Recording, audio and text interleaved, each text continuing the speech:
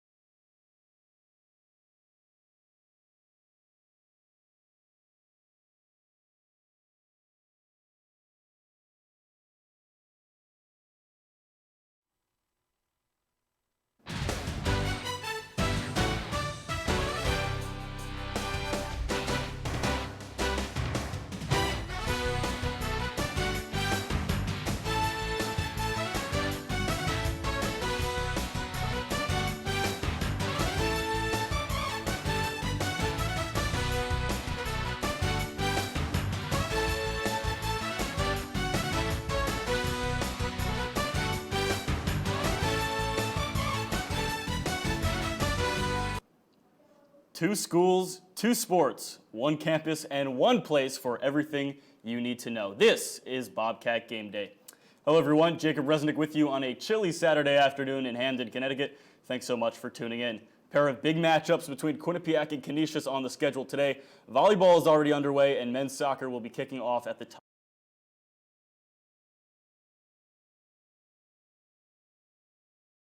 Last time they took the pitch in Hamden. Quinnipiac hosting Marist. This was 2 Wednesdays ago. Of course, a rematch of last season's MAC semifinal game, which the Bobcats won in that dramatic penalty kick shootout. And naturally, this one starts with a penalty kick. Just over 5 minutes left in the first half. Huib Asterkamp goes bar down to put the Red Foxes in front 1-0. 3 minutes later, it's the freshman Tomas Vikula gets sent to the spot and equalizes the score at 1. And 65 seconds later, off the set piece, Romain Danilou misses the header but gets his foot on it, and the Bobcats lead 2-1 at the break. Second half action now. Lots of pressure in both teams' final thirds. Sam Illen makes 2 huge stops for the Red Foxes. Look at him putting his body on the line. Stops it once and twice. And how about Jared Mazzola flying through the air to punch away a Marist chance. Fast forward 61st minute, Christian Curdy takes a beautiful feed from Alan Gavilanes. Marist back even, and a few minutes later, Samad Boonthong sneaks past Connor McCoy to give the Red Foxes a 3-2 lead. But McCoy would get his revenge just a few minutes later, equalizes once again, and then it's Simon Hillinger putting the Bobcats in front with the penalty kick. Then Eamon Whalen, all reliable, icing the game on a breakaway. His 4th goal of the year gives Quinnipiac the 5-3 win. Bobcats and Red Foxes once again providing an all-time classic. Quinnipiac is looking to improve to 4-2 at home when it hosts Canisius this afternoon. And we're excited to have Q30 beat reporters Ryan Flaherty and Connor Olathorn live at the stadium with more. Guys.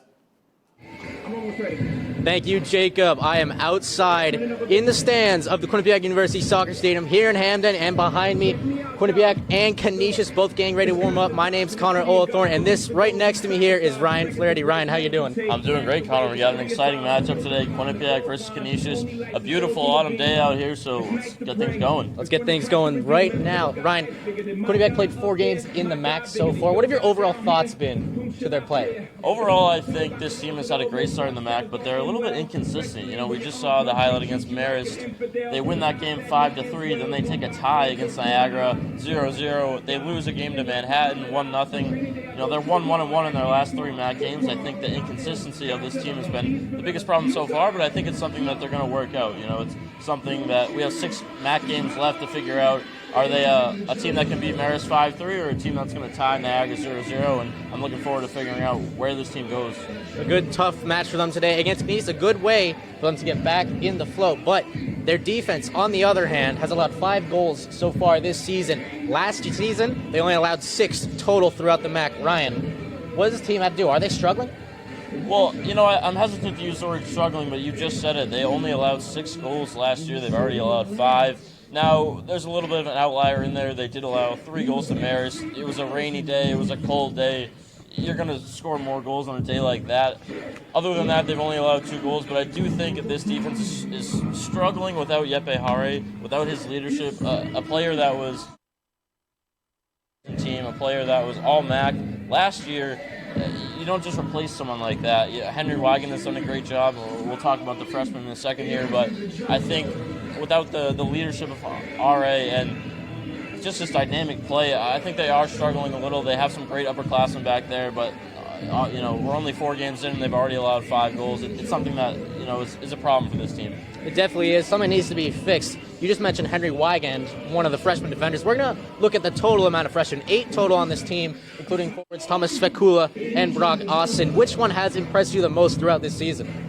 I mean, I think it's got to be Svekula so far. The talk of the town coming into the season was who's going to replace Rashawn Dolly, and it's been Tomas Svekula. Playing alongside Eamon Whalen, they both have 4 goals. Svekula actually leads the team in points as a freshman, Connor. He's just been so impressive as a striker. Austin has had 2 starts now back-to-back against Niagara and Marist. He's a player that is getting better each and every game. We talked about these 8 freshmen. There's a lot of teams on this Quinnipiac campus, not just the soccer team, that have a lot of youth. The youth movement is real, and it's with players like Raj Austin, Tomas Vakula, and Henry Wagen.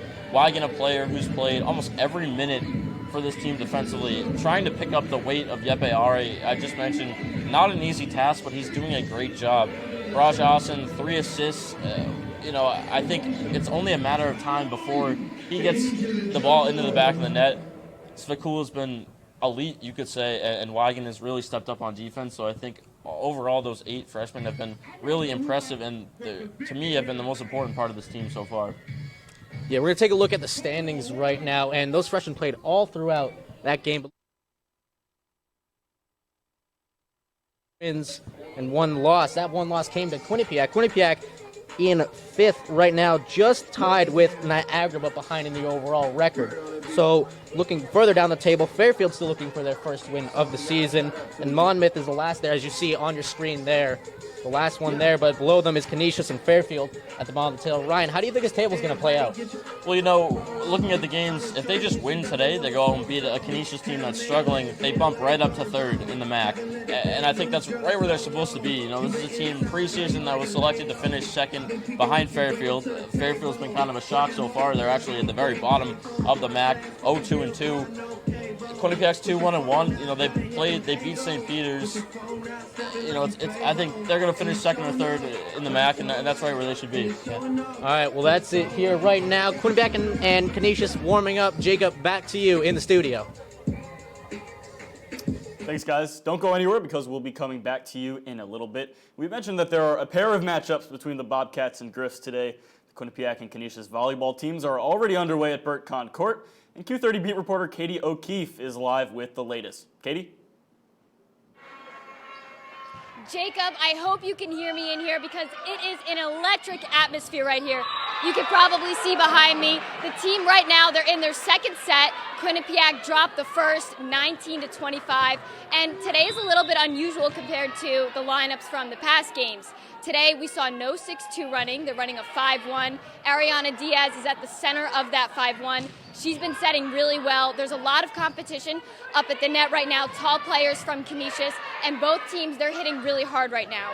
From the first set, one of the things you should know, Maggie Baker did not star in the second half of the first set. We saw a lot of Olga Zampati and Georgina Stepoli. The 2 of them were 2 very big powerhouses for QU. And so far this season, we haven't seen the 2 of them together on the court. Right now in set 2, Quinnipiac is leading it 13-10. Both teams playing really hard, really fighting for this. And Canisius, they're a good team. So Quinnipiac, they're putting up these numbers. And Kyle Robinson, he's changing it up a little bit without Maggie Baker in that first half of the set, just losing it by 6 points. We're seeing a lot of energy in here today.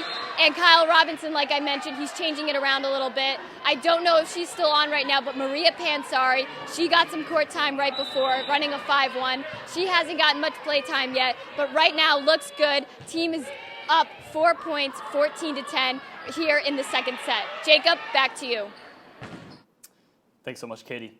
We'll step aside now for a quick break, but on the other side, we'll have matchups to watch. Jonathan Banks sits down with Eamon Whalen, and our beat reporters will give us their picks for the game. Don't go anywhere.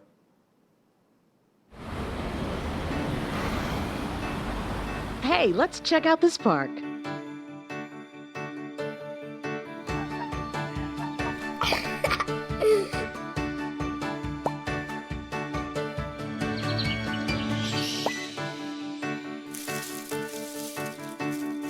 Oh, wow, that's really cool. To find a great local park or forest near you, go to discovertheforest.org.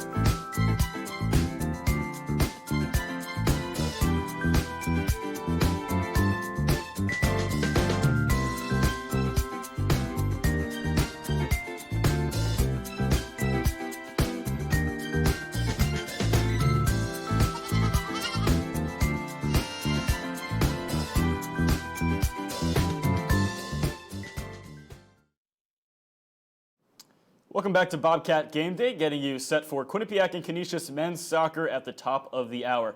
Let's take a quick look at how these two teams match up. We'll roll that graphic.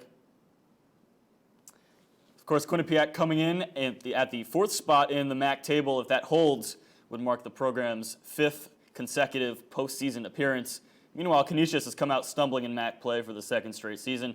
Just 5 games left for Dermot McGrain's side to sneak into the top 6. And you see the senior Troy Brady there leading the team in goals, including scores in each of his last 2 games. And here's a matchup we'll be keeping tabs on all afternoon. It's Tomas Vicula for the Quinnipiac Bobcats and Alessio Astori for Canisius. Vicula leading the team in points this year in his freshman season from Slovakia, and Astori, all-MAC rookie team a season ago. He'll be key on the back line for Canisius today. Thanks, guys. So I'm Roberto Casillas, and we're gonna do some quick rundowns, some quick text room, boardroom stuff with some of Quinnipiac's plays over the past few games. So let's take a look. Here against Marist, the Quinnipiac won 5-3. This is the 5th goal. 5 minutes left in the game, and Eamon Wellen is able to get away from the goalie and tap it in to secure the win for the Bobcats. Now look at this. Doman Bosic puts the ball perfectly through. Marist is playing a little bit forward because of if you can pause it right there. Marist is playing a little bit forward because they're going to try and get the tie. So Bosic finds on at least 30-meter pass Eamon Wellen. What Eamon Wellen does so well, and he's been doing it so well for his 4 years here at Quinnipiac, he splits the defenders. He finds a way to stay in between them so that no one person can have a good grasp on him in coverage. So we played it forward. Now, pause it again. He's not even in the box yet, in the 19-foot box, and the goalie's already almost out. He knows that without even touching the ball, his first touch has to be lowering the shoulder and moving to his left, because that's where he's going to get the most speed, and that's going to throw off and get away from the goalie. So if we play it, that's exactly what he does. Here the defender plays it well. He, instead of going to him, he goes back to the net, but Eamon Wellen with that killer instinct taps it in perfectly. Here we see it again. Beautiful pass by Bosic, his first point ever as a Bobcat. And here, Whalen lowers his shoulder, goes to his left, and has a good finishing. So that's why he is the reigning defending MAC Player of the Year. So if we play the next one, here it is. Nice play by, good play here by Brog Assen, and fantastic finish. So pause it. Here, Brog Assen, freshman, he's been outstanding. 3 assists for the young. We were talking a lot about who's going to replace Rashawn Daly. Well, it's been by committee. It's been a lot of guys, and 2 of them are in this play. So Assen here, he has to decide whether to go to the middle. He decides to go to the left because that's against the defender's momentum. And can you take it back a little bit, please? Fantastic goal there by Vicula. So here we go again. Here, Asen, pause it there, has to decide. He goes against the momentum of the defender who's coming towards him. He goes to his left again, and then look at this. Everyone starts looking at the ball. And when he steps inside the box, he puts his head up. fantastic awareness. And Svekula, who's right there, instead of running towards him or running straight at the goal, he's just patient, good positional awareness. He just stays in the middle of the box where he finds his spot alone. He isolates himself from every defender, so we press play. Look, isolation, isolation. He knows he's gonna find him there, and he's completely alone and is able to tap it in. Fantastic goal that game. You can catch that full segment on Q30TV.com and all of today's action between Quinnipiac and Canisius on the Quinnipiac Bobcat Sports Network, where Will Fowler and Matt Nygaard will be bringing you the call, and they're both joining us now. Guys? Will Fowler, Matt Nygaard here from the Quinnipiac Soccer Stadium. Matt, Quinnipiac looking to seal up 3 big points in the conference table, and today they go against a Canisius side that has had its struggles as of late. Yeah, well, Canisius absolutely has had their struggles. They're 2-10 so far this season, outscored 33-14 in those games, and just 1 clean sheet all year. The mishaps have been on the defensive end. They have 4 goals in just 2 games so far in their last 2 games, so I think just having the defense cleaned up a little bit will help them a lot. Now that said, both sides possess a lot of individual talent on paper. Who are 2 players you're looking out for, one for both sides? Well, Eamon Whalen is the offensive MAC player of the year. He's had an odd role so far this year. Sometimes he's coming off the bench, not sure what that's about, but when he plays efficient minutes and gets it done. On the other end, Troy Brady, the 2017 All-MAC player, he has a good scoring touch, and I think he can do a lot of damage as well. We're talking about Canisius. The defense has been struggling, but they do have the offensive firepower, as does Quinnipiac. So in the game with a lot of freshmen, a lot of moving pieces, where's this game going to be won or lost, do you think? I see this game being determined in the Quinnipiac offensive end and the Canisius defensive end. Their defense has struggled, like I said, 4 goals in the last 2 games and both losses, whereas Quinnipiac, 5 goals 2 games ago against Marist and then a draw 0-0, their first draw of the season, last game against Niagara. So inconsistent scoring there for Quinnipiac could be the story. There you have it. Quinnipiac takes on Canisius right here at 2 p.m. Will Fowler, Matt Nygaard. We will have the call for you on GoBobcats.com. Jacob, back to you. Thanks so much, guys. Remember to tune in to the broadcast at GoBobcats.com/watch. We'll take another quick break, but an interview with Eamon Whalen and our guys' picks are next.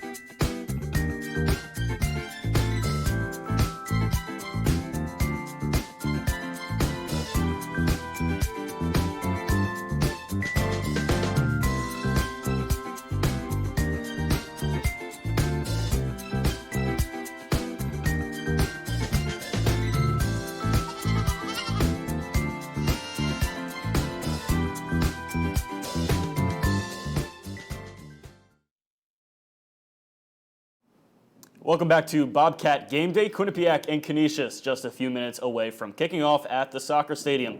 But first, our own Jonathan Banks sat down with Quinnipiac's all-conference striker Eamon Whalen earlier this week to discuss, well, everything but the game itself. Take a listen. Obviously, it's been a different year for you, the transition without Rashawn, who you played with for many years. How have you been able to adapt to playing with guys that have a different style than that? Obviously, it's been different. Big guy, fast guy. We don't have one of those this year, unfortunately. But yeah, it's been different. I've had to adapt my playing style in that I get more pressure now instead of obviously him. He was a big, fast guy that everybody would have to watch out for, and I could kind of roam around. So it's been different, but I think the new guys have helped a lot. Tom, especially playing up top, is obviously scoring a couple goals have given him attention to take off me, which is great. But I mean, game's still physical, game's still still fast, still things like that. So, but it's been different for sure. When you talk about being different with Rashawn, as a person, and you've known him for years, what is that like not having him around, like as a guy that you can lean on and talk to and just be around? Oh, no, yeah, for sure. Again, I keep saying it over and over, he's one of the most hardworking, dedicated kids that I've been with.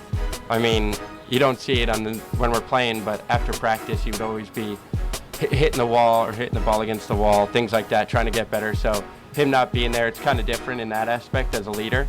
But then also he was a fun guy. I mean, he's quiet, so he was like kind of deceptive with how he would go about himself. But no, we're lacking him a little bit. But I mean, he's moved on to bigger and better things, and we're happy for him.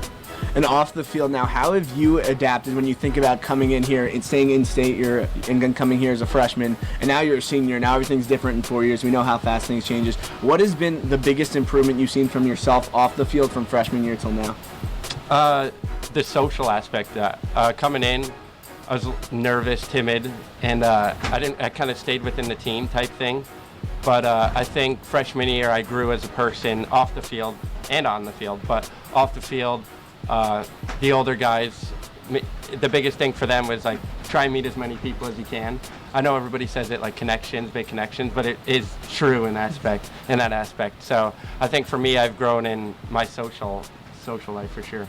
And obviously you're going into health sciences, so let's get to know you off the field. If you're sitting in class like the lab you had this morning, health science professor, I go and say, hey, describe Eamon in 3 words. What are they going to say about you?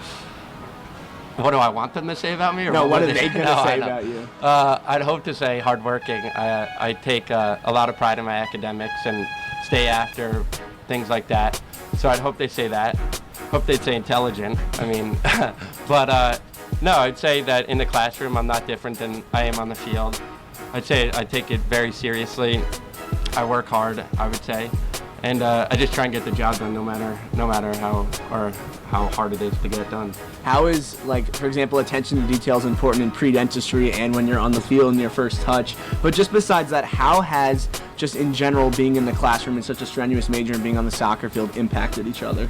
I think they work hand in hand because soccer obviously keeps me on a schedule, things like that. There's a lot of time after, not just when you're doing it, and I could say that in the classroom it's the same thing. Obviously the science courses are difficult, so I mean it takes a lot of time and effort to do, but I think for me the biggest thing is being on a schedule, and I think soccer has helped that because I'm able to organize my time in the way that I don't really have time to not do anything, which helps. So like when I'm not here or when I'm not playing or on the bus ride, I know I have to study, so that's helped me a lot. And our thanks to Eamon Whalen for that interview.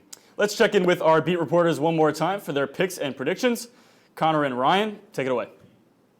From Cheshire, Connecticut, please welcome Jacob, thank you. And now we're going to give our game picks and bold predictions. Ryan, who you got winning this game? I got Quinnipiac, Connor. Canisius has been struggling all year. 2-10, 1-4 in the MAC. Quinnipiac's going to win this game. They're going to win by a score of 3-1. I also think Quinnipiac's going to win, but I think it's going to be a 3-0. They're going to get in the shutout today. Now, bold prediction. Bold prediction, I said it before, it's only a matter of time before Barrage Austin puts one in the back of the net. I think it's going to happen today, gets his first collegiate goal, and that's my bold prediction for the day. How about you, Connor? Mine, I got Romain Danilou. He's been providing assists. He's been providing everything. He's got 7 points. He's going to get 3 assists today. Jacob, back to you in the studio. Lineup's being announced. We'll see you soon.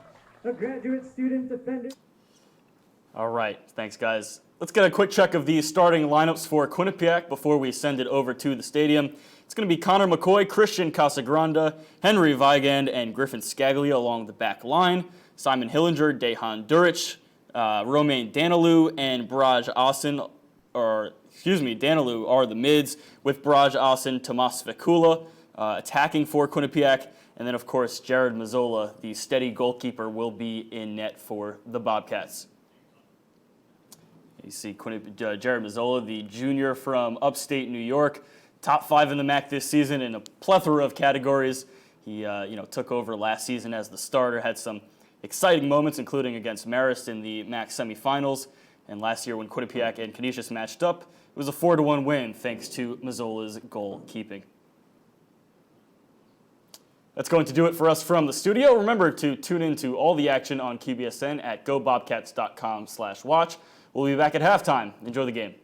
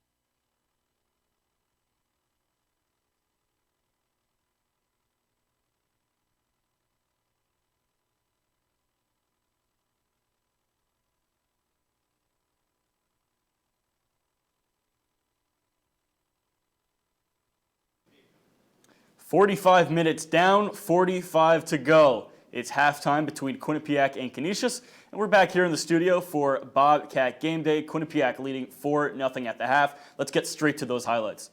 Field, Germany, number 6, Dayton. This one got going early. First half, it's Simon Hillinger. You're going to have to remember that name because we're going to be seeing more from him later. Ball is loose in the box. The midfielder sneaks in and gets it to the back of the net. And Quinnipiac, tons more chances here. Yeah, Hillinger loving the celly. Tons more chances. How about this cross by Romain Danilou? Finds the head of the Canisius defender right to Braj Austin. He has a chance. Can't get enough strength on it. And then Simon Hillinger, we talked about him scoring that goal. Tomas Vikula dumps it off to Danilou. Danilou is going to find Hillinger. Hillinger tried to go behind the back, couldn't get it to go. Now watch this, set piece. Tipped up and tipped in by Fabio D'Erico, the Canisius goaltender. It's a 2-0 lead for Quinnipiac. All the players celebrating because, well, it wasn't credited to any of them. But Quinnipiac nonetheless leading 2-0. And now off the set piece once again, Danilou sends it in for Griffin Scaglia. Heads it home, and Quinnipiac leading 3-0. Simon Hillinger scored once more right before the halftime whistle. So it's 4-0 Quinnipiac.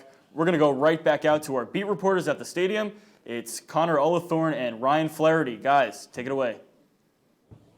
Thanks, Jacob. We're here at halftime. Ryan Flaherty and Connor Olathorn, Quinnipiac up 4-0. And Ryan, we talked about the defense earlier, how they've given up 5 goals so far this year. But right now they got 0 let up. Yeah, so none today. How they done? I mean, they've been impressive to start, to say the least. You know, we just talked during the game about how not only are they playing well on defense, but they're jumping up onto the offense. Griffin Scaglia scores 2 goals. They took back that own goal in the beginning of the half, gave it to Griffin Scaglia, so he's now got 2. Simon Hilger's got 2, but the defense has really been jumping up. Casagrande is coming down that right wing, really influencing their offense so far. So I've been really impressed, Connor. You know, we can hear them talking out there, communicating really well. Connor McCoy, Henry Wigan, Casagrande have all been really impressive, communicating together, getting the ball forward.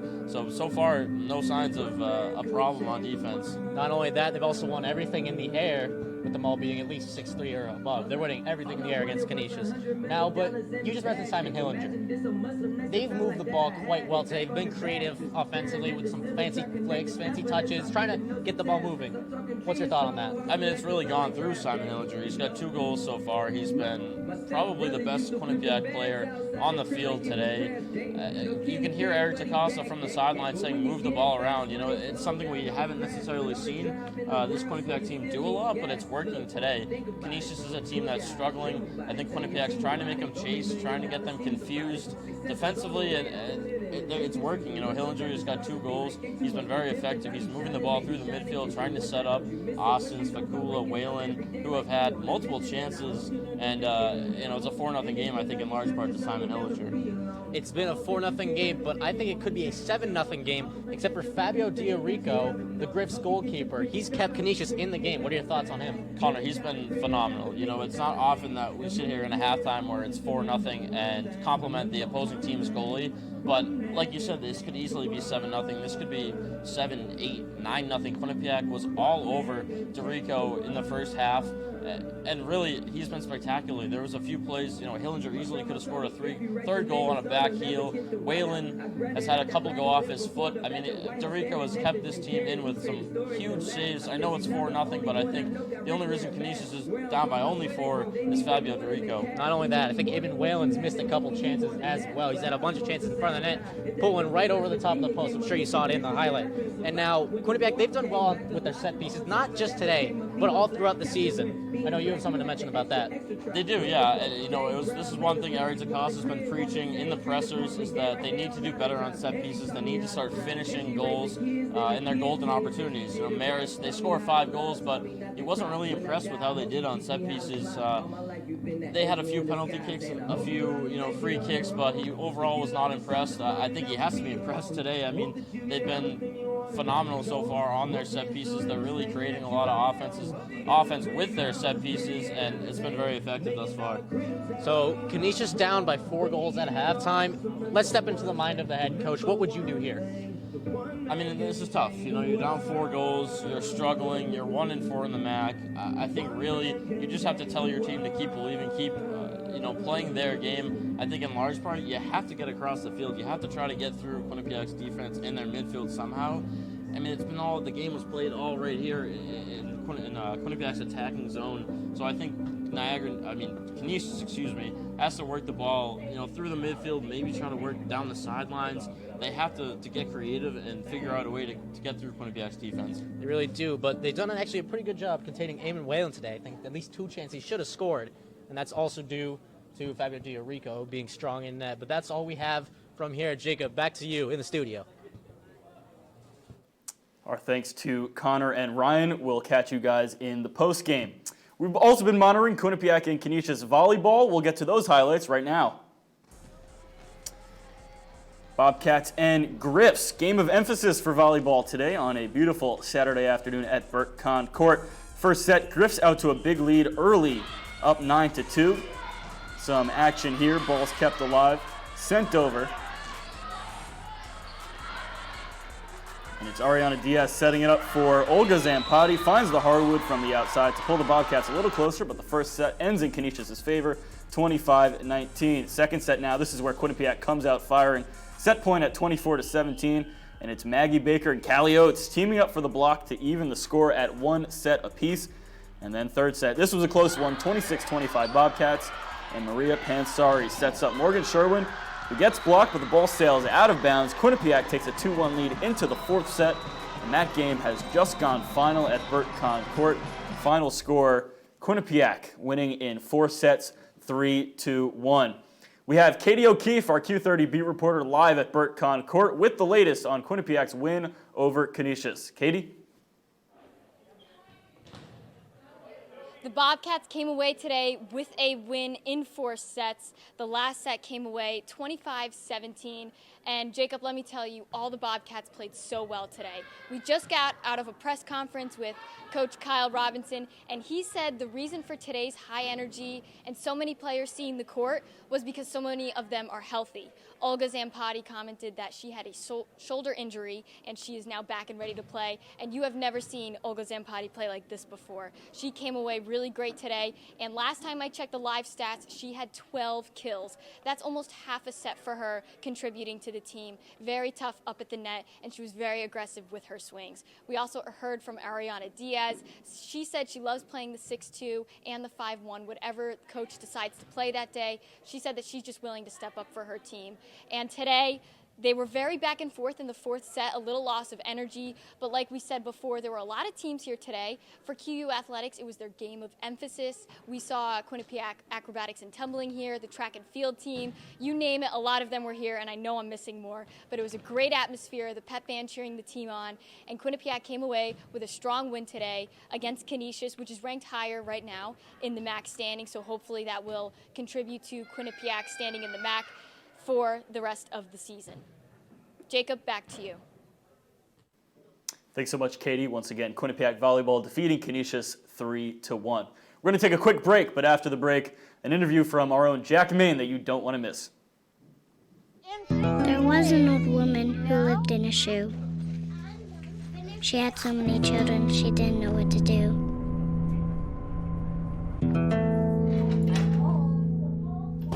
She gave them some broth without any bread and kissed them all soundly. Lights out. Good night. And put them to bed. Hunger is a story we can end. End it at feedingamerica.org.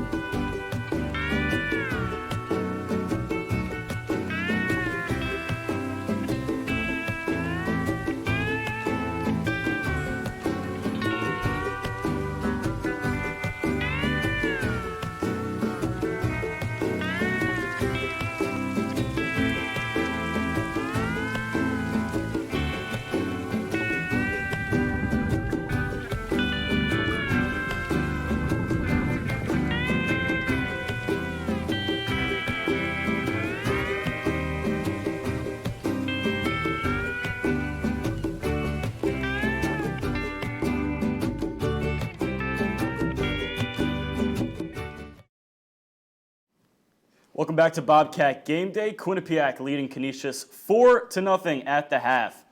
We're going to get a quick check of some out-of-town and MAC scores before we head back to the game. Let's roll that now.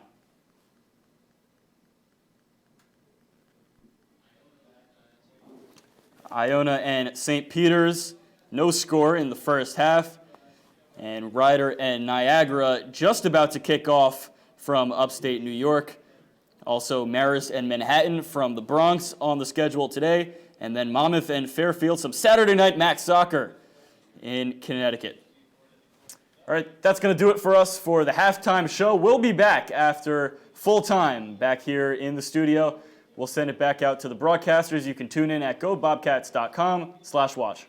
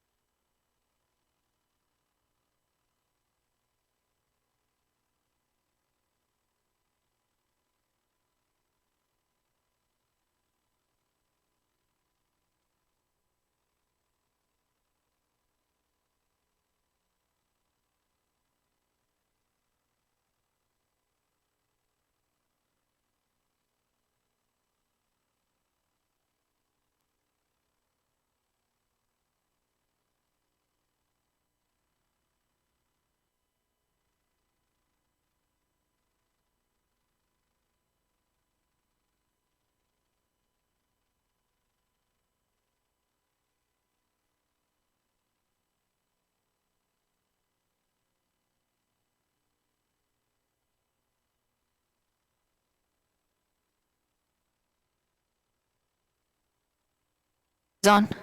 You can hear me. This is good. Okay.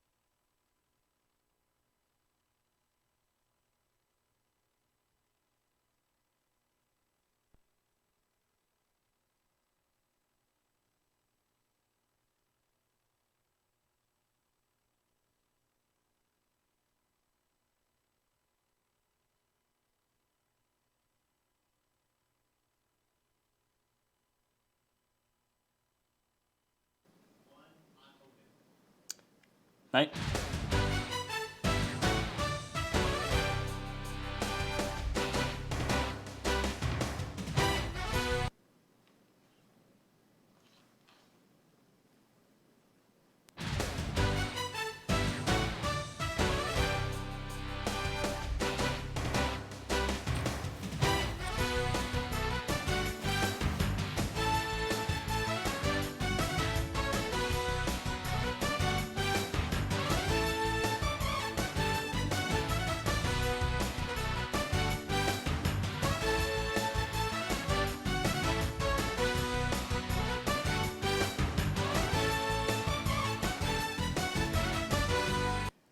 "90 minutes have come and gone, and the Quinnipiac Bobcats with a huge 5-0 win over the Canisius Golden Griffs. I'm Jacob Resnick. Welcome back into Bobcat Game Day for the post-game show of Quinnipiac men's soccer. Let's go straight to the highlights.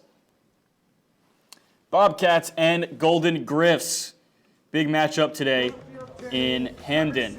And Quinnipiac jumping out early. We'll take it to the first half. 3rd minute, Quinnipiac. Cross sent in by Svekula. Simon Hillinger is right there at the back of the box, sends it in. Bobcats up 1-0 after 3 minutes. Simon Hillinger always with the celly, and we'll be hearing more from him later. Bobcats with tons of chances early on. The cross found the head of the Canisius defender. Raja Austin had a chance, couldn't get it to go. And then Tomas Svekula looking for an angle on the outside, finds Hillinger once again. And look at this play from Simon Hillinger. Takes the pass from Romain Danilou, tried to go behind the back, no look. Couldn't get it to go, but off the set piece. Griffin Scalia gets ahead on it, gets it past Fabio D'Erico. 2-0 Quinnipiac after 25 minutes. Griffin Scalia, the senior for Quinnipiac, and how about him one more time? Off the set piece from Danilou. Scalia gets the header to the back of the net. D'Erico can only watch. 3-0 Quinnipiac. And it's all Bobcats from here on out. And then 44th minute, just before halftime, Simon Hillinger once again gets it over D'Erico. Quinnipiac a 4-0 lead going into the half. And that's one more goal for Quinnipiac. Came in the 79th minute. Aurillac Villa got it to go for Quinnipiac. They picked off the 5-0 win. Take a look at some stats from today with Simon Hillinger and Griffin Scalia leading the way, 2 goals apiece. And of course, Jared Mazzola, strong as always in net, another shutout. Only had to face 3 shots on goal today. So a light day for Mazzola and a big win for Quinnipiac to improve to 3-1-1 in the MAC. We have our beat reporters standing by live at the Quinnipiac Soccer Stadium. It's Ryan Flaherty and Connor Olathorn. Guys? Thank you, Jacob. We're here. Myself, Connor Olathorn, Ryan Flaherty here at the QU Soccer Stadium. Quinnipiac winning 5-0.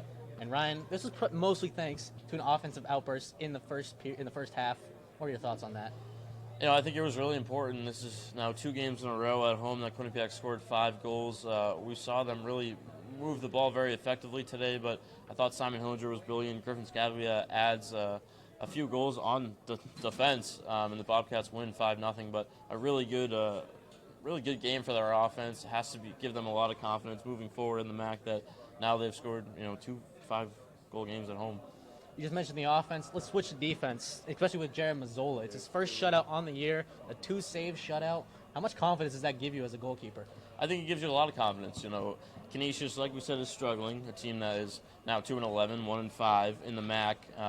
Only saw 3 shots all game long, so you know there's not too much you can take from it. But I think you do take a lot of confidence if you're Jared Mazzola. It's the first shutout of the year, so that has to feel good. Whether it's against one of the better teams in the MAC like St. Peter's or one of the worst teams in the MAC like Canisius. I think overall it was a great day for Mazzola.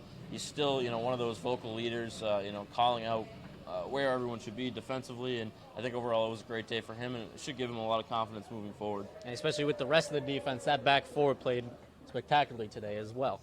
But moving on, the ball movement today, you said it earlier, it was nearly perfect. It seemed like that Quinnipiac moved the ball with ease throughout the Canisius defense. What is your thoughts on those? I mean, it was just phenomenal all game long, and I think it's something that we should start to see moving forward. It's something that we talked about in the pregame show. We haven't really seen it much this year, and I'm surprised by that because it worked so well today. And now you might be saying, is that just a product of playing a not-so-great Canisius team? We'll see moving forward. They go away to Monmouth in a couple days, but I think that we should see a lot more of the creating the ball and creating the more kind of offensive opportunities, moving the ball through the midfield, using Hillinger.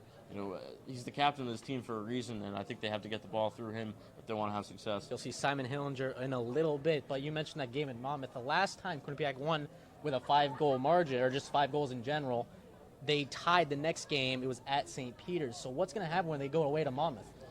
I think they're going to come out with a win. Honestly, I think they've been playing great soccer. They have one slip-up at Manhattan, but when you look at their conference record, 3-1-1, they lose one game to Manhattan, but they beat a St. Peter's team that's at the top of the conference. They have 3 other wins. They go away, play Monmouth. They have 2 tough games coming up against Iona and Ryder, who are above them in the standings. Iona, I think, is going to be a really great game. That's a game to look out for. Kind of a revenge game for Quinnipiac. It was their one loss last year. They lost 1-0. So I think moving forward, their schedule really kind of eases up a little. A tough game against Iona and Ryder, but they should be, really well coached and well prepared for going into Monmouth this week. One last thing, would you say the Bobcats that they only scored 1 goal in the second half? Does that concern you at all, or you just think it was a game where you could sit back and you're fine with 1 goal in the second half? I think that's exactly right. It doesn't concern me at all. We looked at Coach Eric DaCosta took out a lot of his starters early on in the second half. Eamon Whalen comes out, Simon Hillinger comes out, a lot of the leadership group of the team comes out. I'm not concerned at all. It's a game, you're up 4-0. You don't need to pile on to a Canisius team that is struggling. Aurillac Villa net's another one to make it 5-0. I think, at the end of the day, you kind of pack in, play defensive, play for the win. 3 points is 3 points, whether it's 8-0 or 4-0. So I'm not concerned at all, and I don't think anyone should be concerned moving forward here. Quinnipiac with the 5-0 win. No cause for concern from Ryan Flaherty. You heard it here first. And Jacob, back to you at the desk. So plenty of reasons to smile after today's big 5-0 win for Quinnipiac over Canisius. And we had a little fun of our own when our own Jack Main sat down with some of the players earlier this week to ask some questions that had nothing to do with soccer. What's going on, guys? This is Jack Main of Q30 Sports sitting down with some of the stars of the men's soccer team. Let's ask them some rapid-fire questions. Chrysostomos Ekovidis. I'm a goalkeeper and I'm a senior. Evan Hughes, senior, midfielder. Andrew Sullivan, midfielder, and I'm a freshman. Henry Weigand, freshman and defender. Jason Burai, I'm a freshman and I'm a forward. Would you rather have the top bunk or the bottom bunk? The bottom bunk. Top. Bottom bunk. Bottom. Bottom. Dinner with anyone dead or alive? Stephen A. Smith. Cristiano Ronaldo. Lionel Messi, he's a beast. I think Van der Sar, the goalkeeper for Manchester United. Any pet in the world? A lion. Big cat. Dog. Stranded on an island, you can only bring 3 things with you. What do you bring? We're going blowtorch, Fortnite, and a canteen for some water. Soccer ball. My best friend. Probably something to fish with. My best friend, phone, and something to hold water in. Take a water filter, something to make a fire, and my best friend. My girlfriend, my phone, and something to make a fire. Fall season or spring season, and why? Fall season because we have games. I hate this spring season. Spring. It's windy. Fall because of the games. fall, just because of the games, and that's the fun part. I'm a fall guy. I don't like when it's too hot, to be honest. Would you rather be able to run 100 miles an hour or fly 10 miles an hour? Fly 100 miles an hour because I can get places quicker. Definitely run 100 miles an hour. Fly 100%. I just want to watch like everything from like the sky. It's better. Was the dress gold and white or blue and black? Gold and white, blue and black. It was blue and black. Red Sox or Yankees? Red Sox. Yankees. Yankees. Favorite breakfast food? And avocado bread. French toast. Pancakes. I'll go with cereal. Go-to drop in Fortnite? Tilted. I used to be tilted, but they changed it up on me, so I don't really know the names yet. I don't play Fortnite. I play like a little bit like the last 3 days with my teammate. Go-to gas station snack? Blue Gatorade and the blue Doritos. Snickers and the sparkling water. I think Gatorade. Maybe almonds. The peach rings. Peach rings, you know, the little jelly peach rings. Sprite and a Twix bar. Coach okay with that? Don't tell him. Well, I hope Coach is okay with all those candy bars with the gas station snack. I'm Jack Main for Q30 Sports. Stick around for more Bobcat Game Day. Thanks, Jack. We're going to go live back to the stadium now where Simon Hillinger is standing by with the guys after scoring 2 goals today. Take it away. And we're back at the soccer stadium here in Hamden and alongside captain of the Quinnipiac soccer team, Simon Hillinger. Simon, great game for you today. Thank you very much. All right, we'll start it off. So 2 goals. How were you feeling going into today? I felt very comfortable today because the weather was nice. I knew the alumni are here today, so we knew right away after last game's week that we have to perform, and luckily we did it today. You guys did a great job moving the ball through the midfield. It seems like Coach DeCosta was yelling, move the ball, move the ball. How were you able to be so effective with that today? We knew that it's going to be a tough game. Canisius defended with 5 guys in the back, so we had something similar against Niagara. They were defending with 5 guys in the back as well. We had some trouble scoring there, so today it was just about getting into the box and trying to score, and luckily it worked out as well for us today. How comfortable are you knowing that you have a goalie as good as Jeremy Mazzola behind you sitting in the net?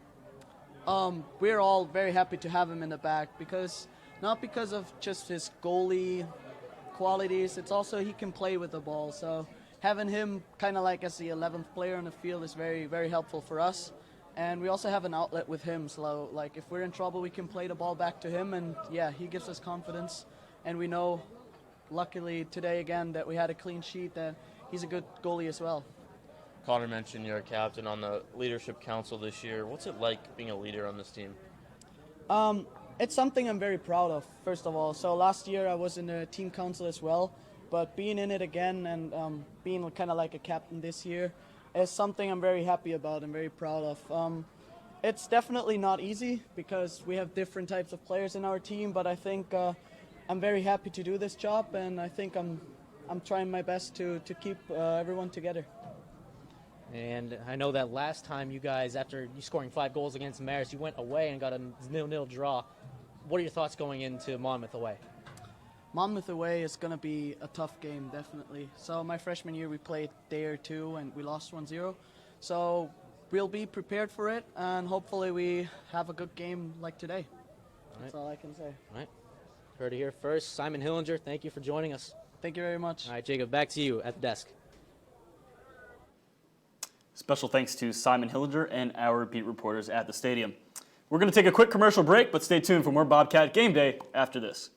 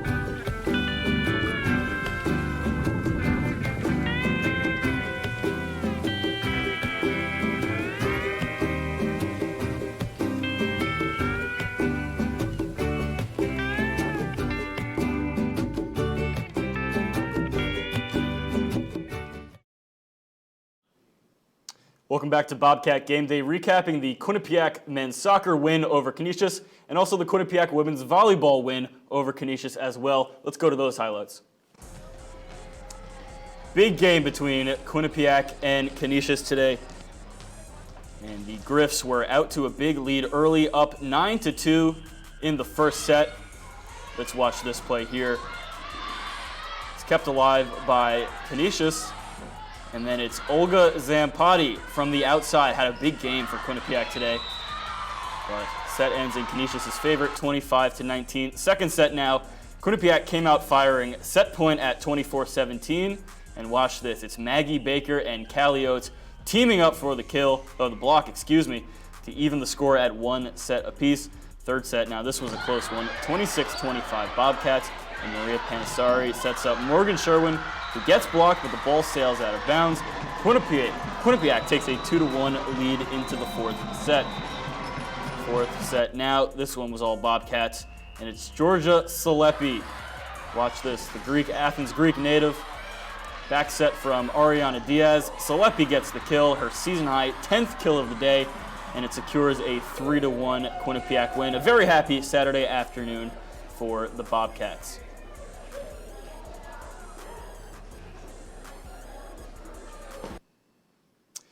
Back live in the studio now, where we're joined by Quinnipiac volleyball beat reporter Katie O'Keefe. Katie, thanks so much for joining us. Yeah, thanks for having me. It was an exciting game over in Burt Con, so ready to talk some more about it. For sure. So let's start. It's been an up and down start to the season for the Bobcats. Looked like more of the same in the first set, but second set on, they came out firing. What was different about today?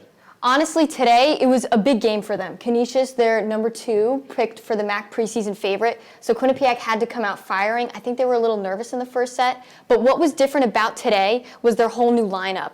Head coach Kyle Robinson, he put out a whole new set of girls out there, and there were a ton of them. We saw so many different hitters today. I wrote them all down for you. We saw Olga Zampati, Georgina Salepi, Morgan Sherwin, Maggie Baker, Lydia Jones, and Callie Oates. That totally spreads out the offense for this team, and we saw a lot of good plays like you just did in the highlight there.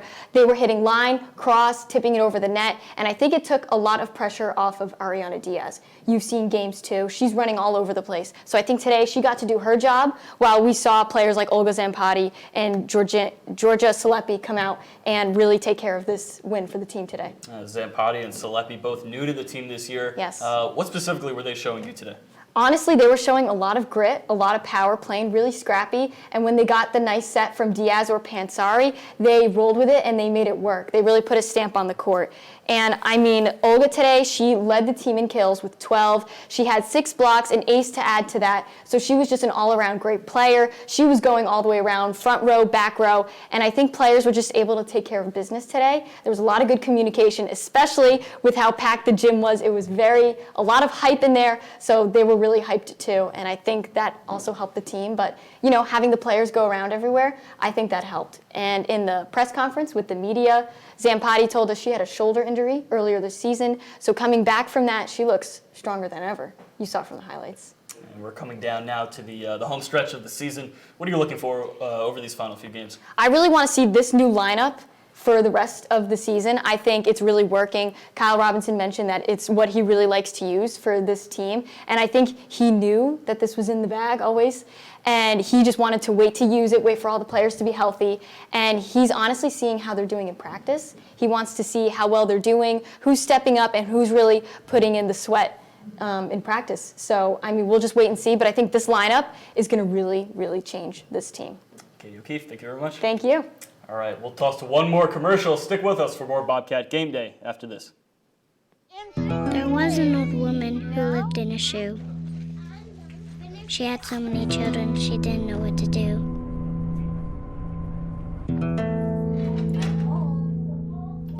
She gave them some broth without any bread and kissed them all soundly and put them to bed. Hunger is a story we can end. End it at feedingamerica.org.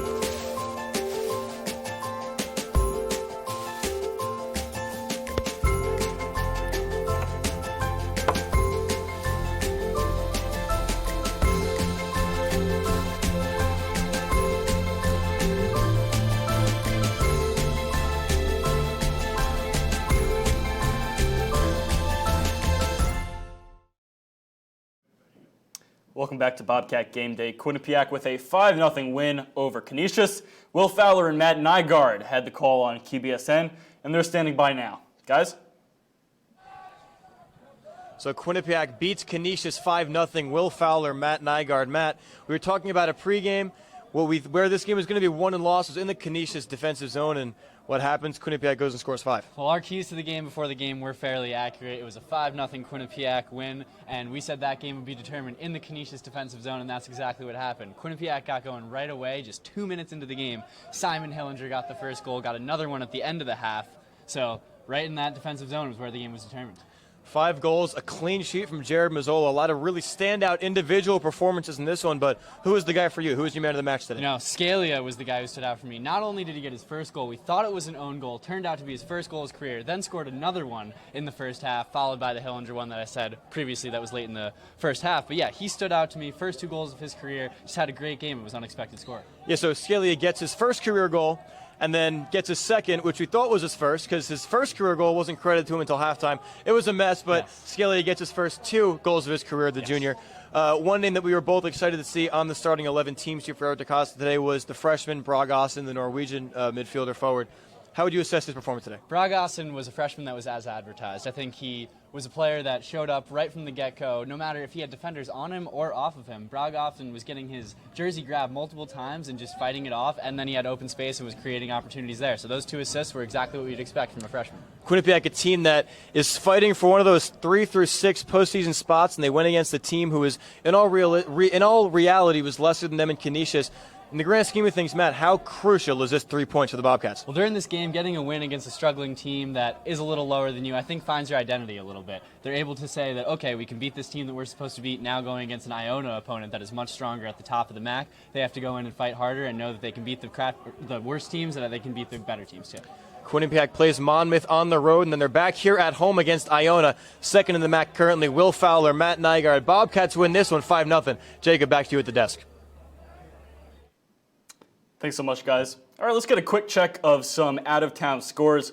We had one game complete. That was St. Peter's beating Iona 3-1. Tom Coulson, two goals for St. Peter's. They're now at the top of the MAC table. Big season for the Peacocks.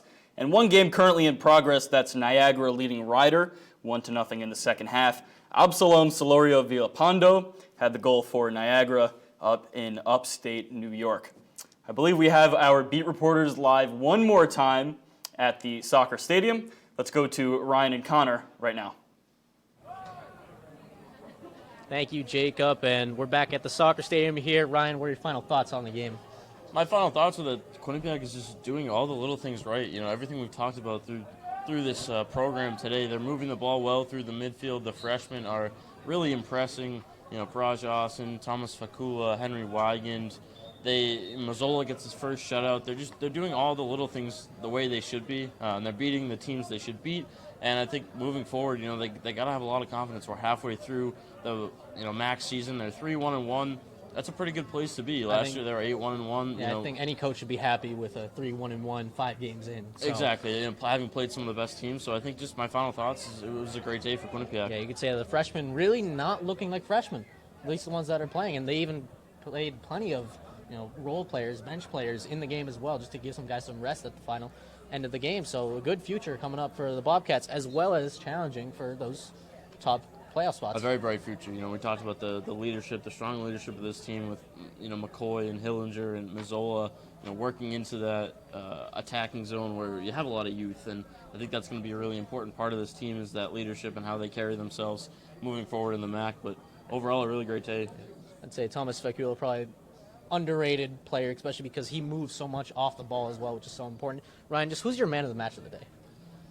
I think you have to go with Simon Hillinger, the captain of this team. 2 goals, was very impressive all day long. We talked about how important he was moving the ball through the midfield. And, it really struck me, he said how important it is to him to be a leader on this team. Very humble, not really going to talk about his 2 goals, but wanted to talk about, how important it is for him to be a leader and for him to lead this team to another, hopefully MAC championship game moving forward in the next month. So I think Simon Hillinger was outstanding today, and it won't surprise me if he's outstanding moving forward for the rest of the season. Yeah, I'm going to go with Griffin Scalia. I think the junior defender, Perfect game by him. Great in the air, and he was great, strong on the ball. Putting in 2 goals, which one everyone thought was an own goal, but actually they gave him credit. 2 headers off the set pieces, so great day for him, especially stepping into a role that he didn't do last year. He didn't get many minutes last year, so immediately coming into a big role for him, he's done great for Eric Stacosta's squad. Anything else you'd like to add to this game? No, I just think defensively, again, we talked about how they weren't necessarily struggling, but today was a great day to build confidence on defense, with players like Casagrande and Scalia, who don't normally get a lot of minutes maybe, or haven't been in the 3-man rotation. I think it was a great day for them to build some confidence. Anytime you shut a team out like this, you have to walk away feeling great, and I think that's how they're going to go to sleep tonight feeling great. Yeah, the sun's setting. Just about going to set here in Hamden. Quinnipiac wins 5-0 over Canisius. For Ryan Flaherty, Connor Orthorn, that'll do it from the soccer stadium. Back to you on the desk, Jacob. Our sincere thanks to both Ryan and Connor for all of their live coverage today. All right, let's get a quick look at the upcoming MAC schedule for Quinnipiac. It's the home stretch of the season. They'll have Monmouth on Wednesday, a midweek game out in New Jersey.